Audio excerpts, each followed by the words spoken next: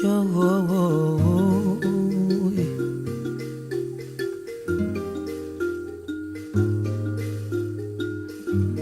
Mbote na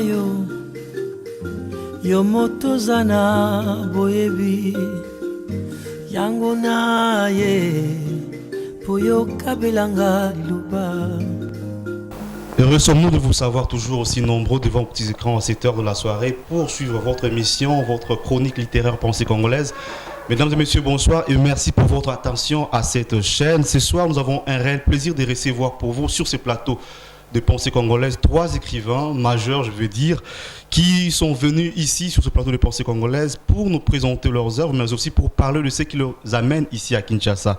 Je vous présente donc ici sur ce plateau Monsieur Fiston Mwanza Mujila, qui est donc à ma gauche, à la gauche de mes invités, et au milieu nous avons Madame Bibiche Mumbu, et à la droite c'est Monsieur Papi Maurice Mbouiti. Bonsoir à tous. Bonsoir Richard. Voilà, c'est vraiment un réel plaisir pour moi et pour tous ceux qui nous suivent à la maison de vous voir finalement sur ces plateaux des Pensées congolaises, parce que ça fait bien sûr un petit bon moment que on ne voit pas assez souvent aussi à Kinshasa. J'aimerais d'abord présenter celle qui est au milieu. C'est Madame Bibiche Mumbu. Et désormais, vous êtes résidente au Canada et ça fait plus de 3 ans que vous n'êtes plus à Kinshasa. Je ne sais pas, ça fait combien de temps? Ça fait 2 ans et demi. 2 ans et demi. 3 ans bientôt. Voilà. Et maintenant, vous êtes venu à Kinshasa. Je me poser une première question. Qu'est-ce qui vous amène à Kinshasa? Le festival Connexion Kinshasa, Mhm. Connexion Kin, organisé par le théâtre flamand, le KBS. Et en fait, on a 3 représentations à y faire en tant que musique littéraire, donc avec Papi et Fiston. Mhm.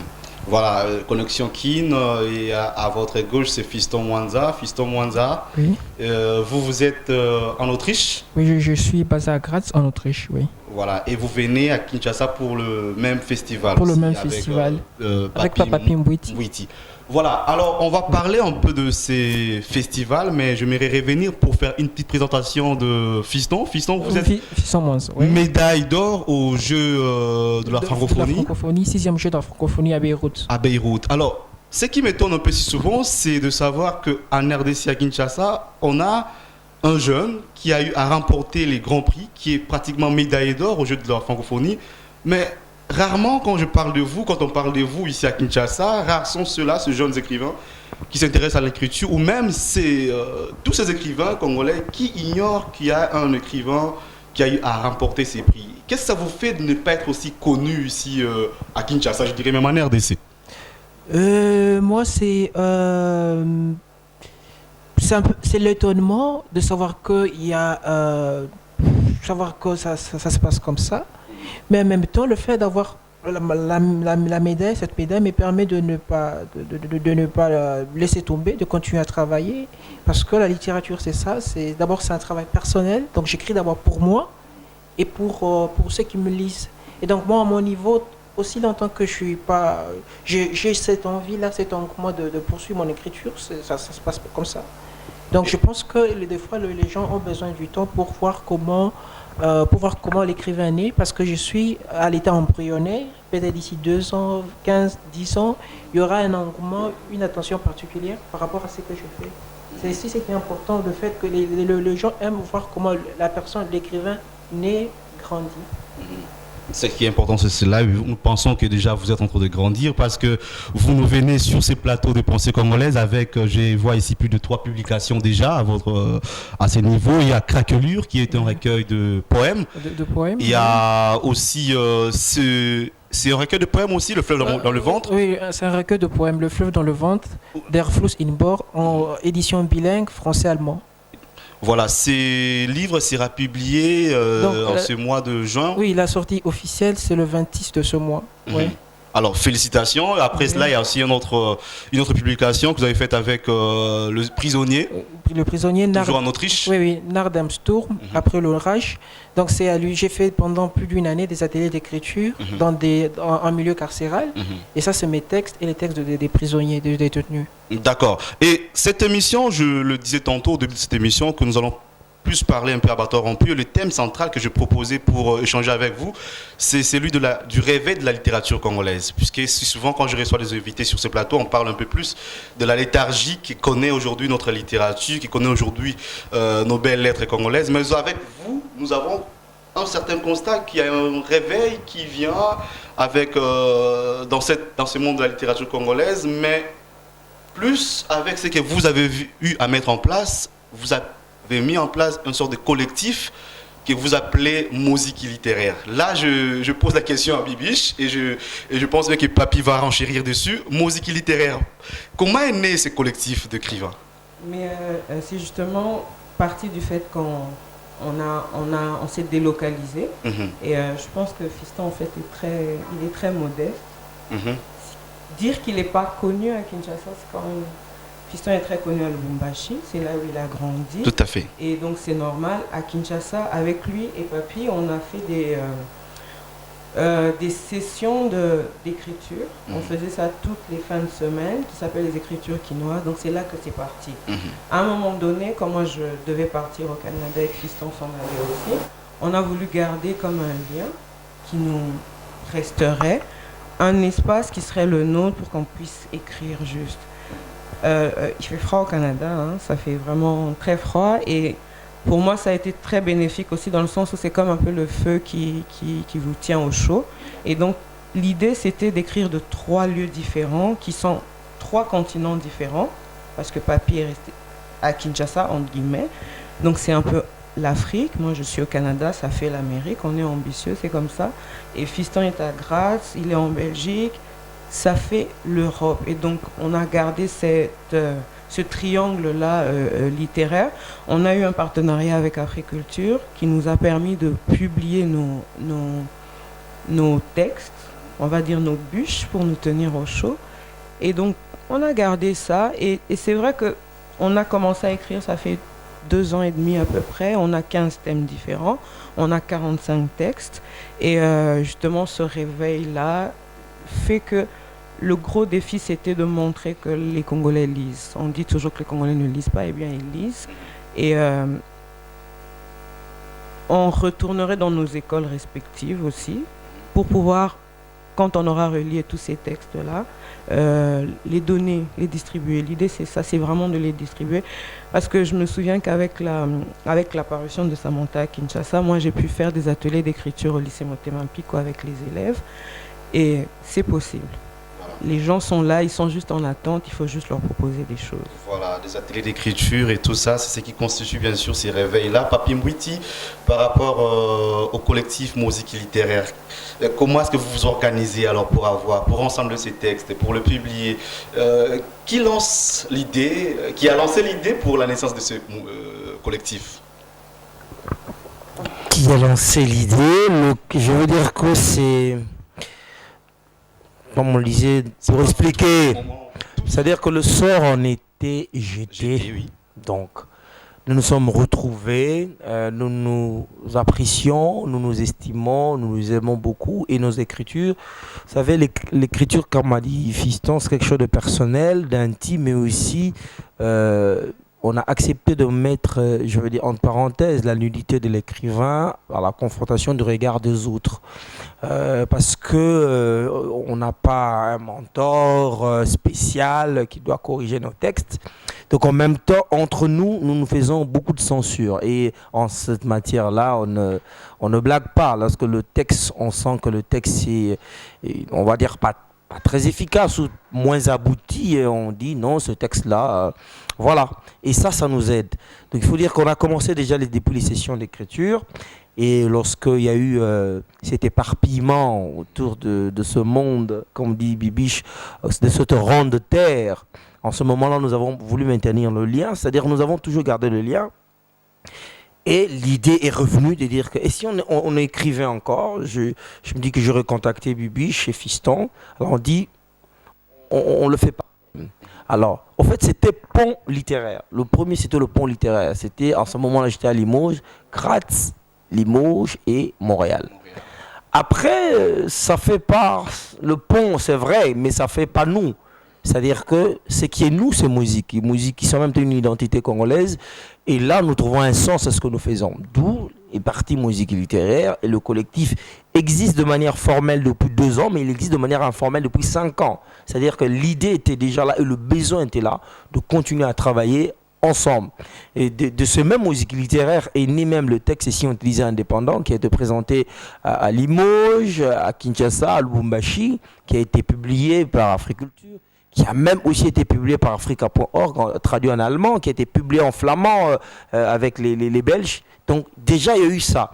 Et voilà pourquoi nous continuons cette idée. C'est avec Musique Littéraire. Déjà, la première session que nous avons de ce Musique Littéraire sous cette forme, où nous avons publié avec Africulture, où nous lancions les thèmes. Musique, c'est juste le tour de chacun de donner un thème. Donc, sur les 15, chacun de nous en a donné 5. Voilà. Vous êtes tous jeunes, je constate, mais on sent en vous cette fougue, cette détermination à apporter en plus dans la littérature congolaise. La question restera toujours posée, celle où tout le monde se dit, mais oui, la littérature à Kinshasa, en RDC, mais l'évidence est là que les écrivains congolais ne vivent pas de leur plume. Et vous, jeunes, qu'est-ce qui vous motive à écrire d'aussi longtemps que je pense que l'écrivain congolais, dit-on, ne vit pas de sa plume? Est-ce que vous êtes dans cette logique-là ou bien vous avez gagné finalement avec vos écrits, que vous pensez que oui, vivre de votre plume ou de votre vie artistique? Les amis vont m'en compléter. On ne pense pas argent lorsqu'on écrit. Je ne crois pas que... vous savez, même celui qui écrit un best-seller ne dit pas que je ferai de millions avec ce que j'écris. On écrit avec son cœur, on écrit avec sa passion, ses envies, ses rêves et ses angoisses. Donc c'est quelque chose qui nous lie. Alors, puisque nous partageons cette passion, mais en même temps, il y a cette ouverture, cette seconde étape, c'est de donner aux autres. Voilà pourquoi Musique Littéraire, nous allons passer à l'étape de l'édition en format livre pour que ces écrits et ces traces restent. Est-ce qu'on le fait pour gagner de l'argent? Je ne sais pas, mais je crois que l'argent va venir. Ouais, Moi, je voulais dire aussi que, en fait, là, maintenant, je travaille et l'idée, c'est ça, c'est que tu fais un travail pour nourrir ce que tu aimes, ton hobby, ton envie et tout. Et puis, c'est vrai, c'est comme... comment on dit ça? C'est une sorte d'engrenage dans le sens où si tu écris pour nécessairement être publié, puis être vendu et puis avoir des millions, ça sera quoi le contenu de ce que tu écris? Est-ce que tu l'écris pour vendre, pour gagner des millions? Donc on ne part pas de ce principe-là. Et c'est vrai, les gens qui écrivent en premier ne sont pas dans tous les zéros qu'il y aura après le livre que je produis. Je produis quelque chose. Moi, personnellement, ça reste comme une idée de laisser des traces, une idée d'échanger, de témoigner, parce que c'est important de voir les réalités que tout le monde voit et puis d'en parler à haute voix. C'est toujours bon, parce que des fois, tu écris aussi quelque chose, quelqu'un dit « Ah, c'est bizarre que tu aies écrit ça, parce que j'ai pensé la même chose. » Mais je n'ai pas pu l'écrire parce que peut-être c'est pas on va dire, ma spécialité ou mon expertise. Donc, on fait aussi cet échange-là avec l'autre, parce que dans l'écriture, c'est ce qu'on vit, mais c'est aussi ce qu'on voit. Et donc, on essaie de le traduire en écrit. On va donc retenir cela, que c'est la passion qui vous relie et qui vous anime à écrire. Et toujours avec Bibiche, je vois ici, devant moi, un trophée. Et donc, on comprend que même au Canada, vous continuez à écrire. Et d'ailleurs, vous continuez encore à faire la fierté de la RDC. Parlez-nous un peu de ces prix. Je vois OPCC, Gala Inspiration. C'est quoi? C'est toujours la culture, je vois, bien sûr. Alors, comment avez-vous remporté ces prix? Mais en fait, c'est l'organisation des professionnels congolais du Canada qui ont décidé... Enfin, c'est un organisme qui existe depuis longtemps, mais depuis 2 éditions, ils ont décidé de donner des trophées aux Congolais. Et comme le mot le dit, en fait, c'est les Congolais qui inspirent la relève à l'étranger. Et j'ai reçu le prix de culture et art en tant que la personne inspirante. Et ça me touche encore plus et ça me fait plaisir parce que ça aide à casser un peu le mythe où nul n'est prophète chez lui. Ouais. C'est que la communauté congolaise m'accepte comme étant quelqu'un qui inspire la relève et les jeunes qui viennent après. Et ça, ça fait du bien. Parce qu'à chaque fois, d'autres personnes seront tentées de dire mais là, c'est pas le Libanda, c'est à l'intérieur. Et c'est très valorisant. C'est vraiment valorisant. Et depuis que je suis à Montréal, je fais partie du CEAD. C'est le Centre des auteurs dramatiques. Je suis membre. C'est un peu comme la SACD ou la SACEM, voilà. Voilà, c'est ça que je cherchais.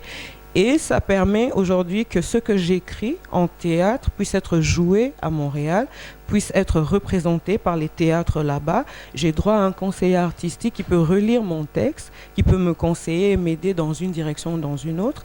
Et je suis venue avec celle qui est la chargée des projets à l'international, Jessie Mill, qui est ici, qui est venue pour le festival Connexion Kin. Mais on lui a aussi tellement parlé de Kinshasa, Papi déjà à Limoges, et moi je l'ai rencontré à Montréal.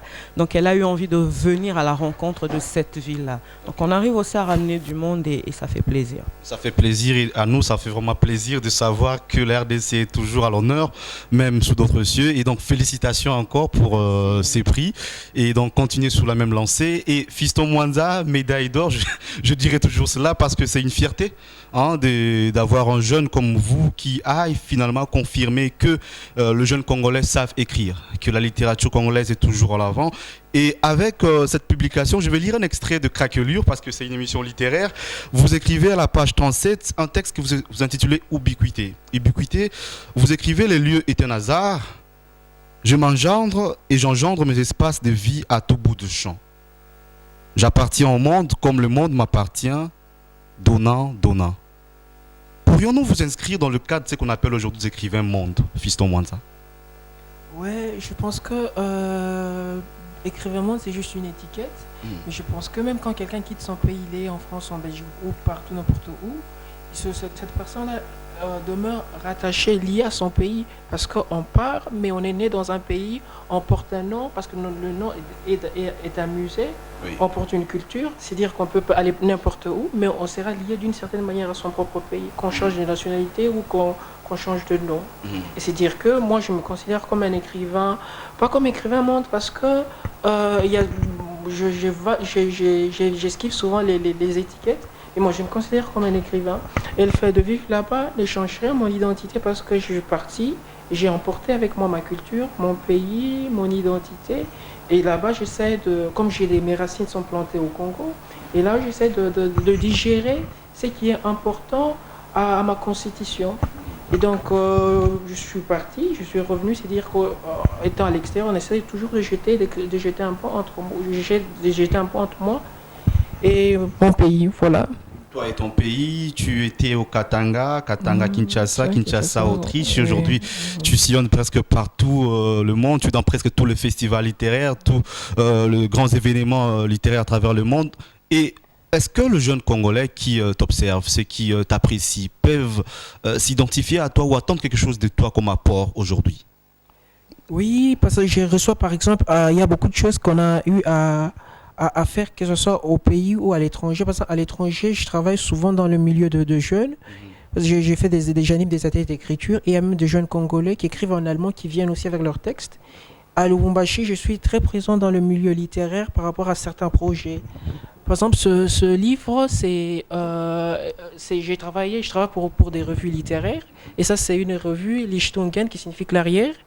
Et c'est un numéro que j'avais présenté dont le point focal était sur le Congo, littérature aus dem Demokratischen Republik Congo. Et j'avais publié quelques auteurs, Bibi Chmumbu, André Yokali, Vincent Lumbumé, Malissa, Joël Sambizeba, une Congolaise qui vit à Bruxelles, et moi-même. C'est-à-dire je suis parti, mais je suis toujours lié au pays, on fait des projets, je travaille souvent dans l'ombre, parce que comme j'ai fait des études des lettres, et je continue mes études des lettres, je travaille souvent comme consultant culturel. Et on essaie, autant que faire se peut, de lancer des auteurs ou des plasticiens, des artistes du pays ou qui vivent dans notre diaspora. D'accord, merci beaucoup. Je vais du coup prendre Papi Mbouiti, directeur de Béjar. Vous êtes plus, vous, dans le théâtre, et aujourd'hui, c'est avec vous qu'on parle un peu du théâtre congolais, même à l'étranger et tout. Et puisque les jeunes gens ou les écrivains congolais se plaignent aujourd'hui de la question éditoriale, je me pose la même question et je pensais, moi, peut-être avoir une solution ou une réponse appropriée à vous qui êtes vraiment mieux placé sur la scène internationale. Qu'est-ce qu'on peut aujourd'hui, avec la littérature congolaise, entrevoir comme mesure ou comme plan de sauvetage de cette littérature? C'est vrai qu'avec vous, il y a des activités qui montrent que cette littérature se rallume peu à peu, que ces flambeaux se rallument peu à peu, mais que doit-on aujourd'hui faire concrètement? Vous savez, c'est une charge nationale que vous me donnez là, de parler s'il y a une piste de solution. Mais déjà, on va dire avec musique littéraire, il y a un terme que nous aimons. À la question de l'édition, nous répondons par l'audition. Déjà, ça, c'est une première étape. C'est que nous organisons des lectures, des performances de lecture comme nous le ferons et nous l'avons fait à Connexion Kin. C'est pour que les textes soient entendus. Même si le support livre n'est pas encore là, mais pour que les textes soient entendus.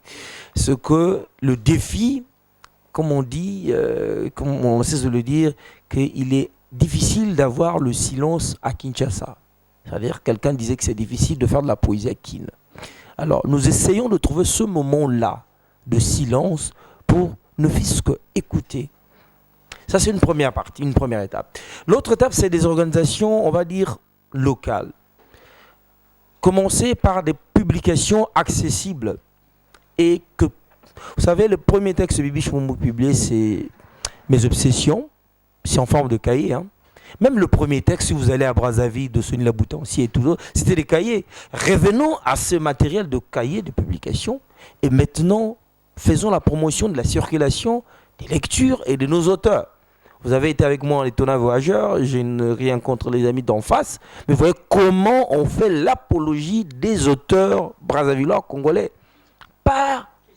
qu'ils soient présents ou absents. Et en même temps, on les intègre dans l'enseignement. Dis-moi, je ne sais pas, quel texte d'un Congolais est intégré dans l'enseignement de notre pays? Il faut qu'on intègre ça. Il faut qu'on lise du Fiston, du Bibiche, du Papi, du Yoka à l'école. Nous avons fait des animations littéraires dans les écoles à Brazzaville, mais on était avec l'ambassadeur Henri Lopez. Mais il faut voir, c'est une vraie star. Tout le monde l'a lu parce qu'il est dans le programme. Tout le monde l'a lu. Mais ici, Yoka n'est pas dans le programme. Les Kadimandjus ne sont pas dans le programme. Si nous intégrons nos auteurs dans nos programmes d'éducation, parce que je n'ai rien contre, mais pourquoi je dois connaître Alphonse Daudet et ne pas connaître Mazega Bionsanzou? Pourquoi? Et puis, en fait, d'autres personnes pourront dire aussi qu'ils sont dans la littérature, mais beaucoup plus loin. C'est important qu'ils soient dans la littérature à l'âge où les jeunes, justement, ces jeunes-là dont on parle, peuvent lire. Il n'y a pas besoin d'attendre d'arriver à l'université, de faire des études en lettres pour être en contact avec les auteurs de son pays. On devrait commencer plus tôt, je pense. Et puis, des événements littéraires. Et donc, déjà, si nous l'intégrons sur le plan national, dans nos programmes nationaux d'enseignement, je vous dis, il n'y aura plus cette question-là. Tout le monde connaîtra. Vous savez, si vous avez un devoir de faire un résumé sur le fleuve, le vent dans le fleuve de Fiston, tout le pays connaîtra qui est Fiston, directement. Donc ça, c'est un élément, ça doit être une politique, on va dire, d'enseignement et d'éducation nationale. Alors, des événements littéraires, nous sommes en train de le créer. Il faut encore que d'autres les fassent. Et pourquoi pas? Et avec musique littéraire, nous allons, tant soit peu, créer un événement littéraire. Ça, c'est dans nos projets. Créer une édition, c'est aussi dans nos projets. 15 ans, 20 ans, ça pourrait se réaliser. Mais là, dans un très prochain délai, on va faire une tournée littéraire dans les écoles. Amener des livres, que nous allons publier tout ça. Et redonner cette envie d'écrire. Il n'y a pas 1001 façons de vouloir écrire si on ne veut pas lire. Et il faut faire le contact avec ceux qui peuvent écrire.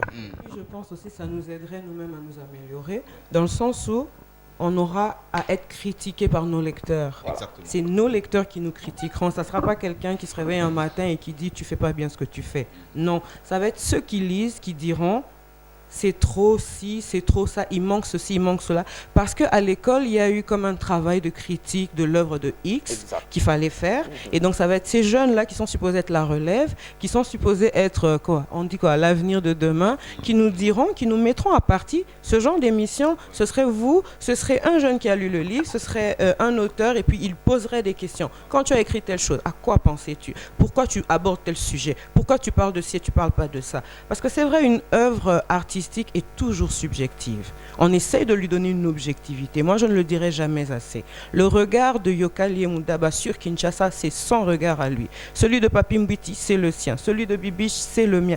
C'est comme ça. Mais après, c'est intéressant que le critique soit le jeune qui lit cette œuvre-là. C'est très important. D'accord, mais le temps nous fait défaut, on tend déjà vers la fin. Est-ce que musique littéraire est un cercle fermé ou bien d'autres jeunes gens qui vous suivent en ce moment? Je pense bien qu'ils seront déjà tentés de venir vous joindre pour adhérer à ce...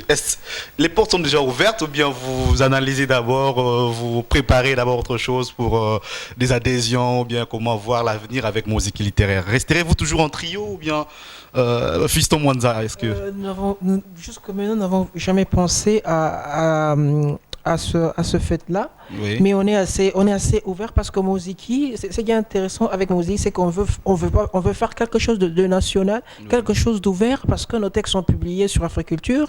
Il y a un Congolais qui est à Bangkok qui peut accéder à ce texte-là, un Congolais qui est à Montréal ou qui est à Nairobi peut déjà accéder à ce texte. Moi d'ailleurs, je lis toujours vos textes quand oui. c'est lancé parce que je suis abonné à Africulture, oui, oui. Donc je reçois la notification. Oui, donc l'idée c'est de faire quelque chose d'ouvert, d'assez large, d'assez grand. C'est ça même le mot Moziki littéraire, ce pont littéraire là à travers nos pays, à travers le monde. Voilà. Alors, mardi, vous étiez au Centre de Bruxelles pour un grand spectacle de lecture. Et quel est le programme qui suivra après dans le cadre de ces festivals Connexion Kin? Nous sommes jeudi. Est-ce que demain, il y aura une autre activité? Déjà, jeudi ce soir, on était à l'espace Camus, théâtre, chez Angeli, chez Toto Kisaku. Mercredi, à l'espace culturel Béjar, c'est-à-dire hier, vous êtes à l'espace culturel Béjar. Pour le moment, c'est ça. Mais nous avons aussi la lance de la publication. Donc, nous l'intégrons aussi dans Musique littéraire, la publication des Fistons Mwanza. C'est-à-dire, nous sommes en train de nous souder, de nous, comme on dit, serrer les coudes pour que, voilà, en lingala on dit tout tient à poids. Donc voilà. Et là, c'est que l'objectif maintenant, c'est la publication de la première session musique littéraire. Donc, nous avons déjà des contacts ici à Kinshasa et en Europe. Le Centre de Bruxelles est très, on sent intéressé pour cette publication. Il y a aussi le PEN l'association Les PEN internationale qui est intéressée. Il y a aussi les CEC. À Bruxelles qui est intéressé. Donc nous attendons, donc d'ici la fin de l'année, mais sinon l'année prochaine, nous aurons déjà le recueil de Moziki et nous passerons à l'étape suivante, c'est-à-dire c'est la tournée littéraire dont les villes sont déjà choisies, a priori, c'est-à-dire Lubumbashi. Pourquoi? Parce que Fiston à Lubumbashi et dans son école et son environnement à Bukavu. Pourquoi? Parce que Bibi est né à Bukavu, à Kinshasa parce que je suis né à Kinshasa et à Bruxelles. Pourquoi? Parce que c'est Bruxelles. Et puis en fait, demain, vendredi, oui. On va avoir une rencontre des auteurs avec Jessie Mill, justement, dont je parlais du CEAD. Ce serait à l'espace Béjar à 9h. Béjar, c'est où? À Bandal. Lubuzi 52, Bandal, Sinkin, Makelele. Voilà, en tout cas, pour nous, c'est une fierté. On ne le dira jamais assez de vous avoir comme compatriotes. Parce que, évidemment, on a tout dit sur la littérature congolaise depuis un certain moment, mais voilà, aujourd'hui, chers téléspectateurs, vous avez un autre point de vue, vous avez tout le contraire, et c'est que vous avez toujours tendance à dire, voilà, la littérature congolaise est en plein réveil, la littérature congolaise vit, c'est vraiment ce jeune gens-là qu'il faut féliciter, qu'il faut encourager, qu'il faut, je veux dire, lire, chercher à lire. Et nous nous battrons, nous pensons bien que le message est passé pour ceux qui nous suivent, et même pour les autorités, qui sait si jamais ils vont vous contacter pour essayer de ramener aux publications. Bibiche est auteur d'un très bon roman, Samata en Kinshasa. Et n'en parlons pas, ne disons pas assez pour Fiston Mwanza, avec le texte qui a remporté le prix au jeu de la francophonie. C'est La Nuit. mais aussi avec toutes ces publications. Il y en a 3 ou 4 ici que vous avez publiées, et avec Fiston Papi Mwiti, vais-je dire, qui ne cesse de réanimer Kinshasa au Béjar, à Bandal, avec de si beaux spectacles de théâtre, mais aussi des fois ici au centre de Bruxelles, et aussi qui, on va lire bientôt là, l'année prochaine, tu nous as dit, avec le texte du collectif Musique littéraire. Donc nous vous souhaitons toutes les bonnes chances, et donc à chaque fois qu'il y aura d'activités de vos côtés, revenez nous voir à Pensée Congolaise pour que nous puissions ensemble rallumer le lampion de cette littérature congolaise. Mesdames et messieurs, nous sommes donc arrivés à la fin de cette émission. C'était donc avec ces réels plaisirs que nous avons reçu pour vous Monsieur Fiston Mwanza Mujila, Madame Bibiche Marie-Louise Mumbu et Papi Maurice Mwiti qu'on appelle Nzete Ambila.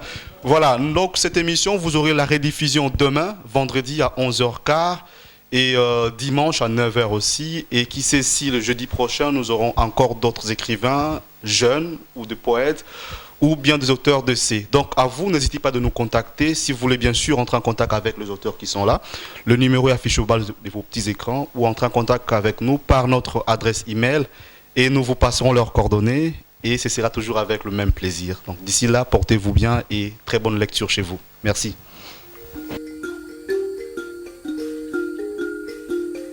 Yo, oh, oh. Yo, oh, oh, oh, yeah.